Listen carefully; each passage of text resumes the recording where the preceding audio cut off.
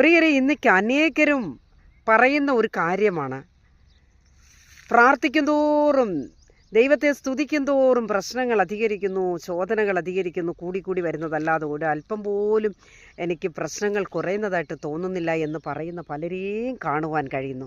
പ്രിയ സഹോദരനെയും സഹോദരി, ഇന്ന് പ്രഭാതത്തിൽ ഞാൻ നിങ്ങളോട് പറയുവാനായിട്ട് ആഗ്രഹിക്കുന്നത്, നമ്മുടെ കർത്താവ് പറഞ്ഞത്, ഈ ലോകത്തിൽ നിങ്ങൾക്ക് കഷ്ടങ്ങളുണ്ട്, എങ്കിലും ഞാൻ ലോകത്തെ ജയിച്ചിരിക്കുന്നു. ഈ കഷ്ടത്തെ കർത്താവ് ജയിച്ച ദൈവമാണ്.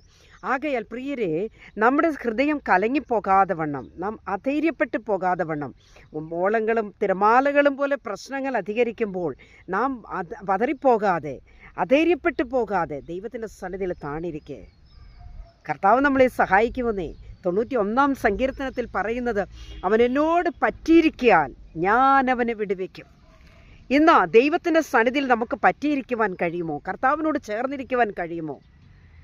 കർത്താവിൻ്റെ സന്നിധിയിൽ നമ്മൾ പറ്റിയിരിക്കാത്തത് കൊണ്ടാണ് നമ്മളെ ദൈവം വിടുവിക്കുവാൻ താമസിക്കുന്നത്. അത് നമ്മൾ മനസ്സിലാക്കിക്കൊള്ളണം. ആകയാൽ ഇന്നത്തെ ഈ പ്രഭാതത്തിൽ നമുക്കൊരു നല്ല തീരുമാനമെടുക്കാം. കർത്താവ്, ഏത് പ്രശ്നം വന്നാലും, ഏത് പ്രയാസ മേഖലകൾ കടന്നു വന്നാലും, എൻ്റെ കർത്താവിനോട് ഞാൻ പറ്റി നിൽക്കുവാൻ, എൻ്റെ കർത്താവിനോട് ഞാൻ ചേർന്ന് നിൽക്കുവാൻ എന്നെ അങ്ങയുടെ സന്നിധിയിൽ സമർപ്പിക്കുന്നു എന്ന എത്ര പേർക്ക് ഇന്ന് ഈ പ്രഭാതത്തിൽ സമർപ്പണമുണ്ട്?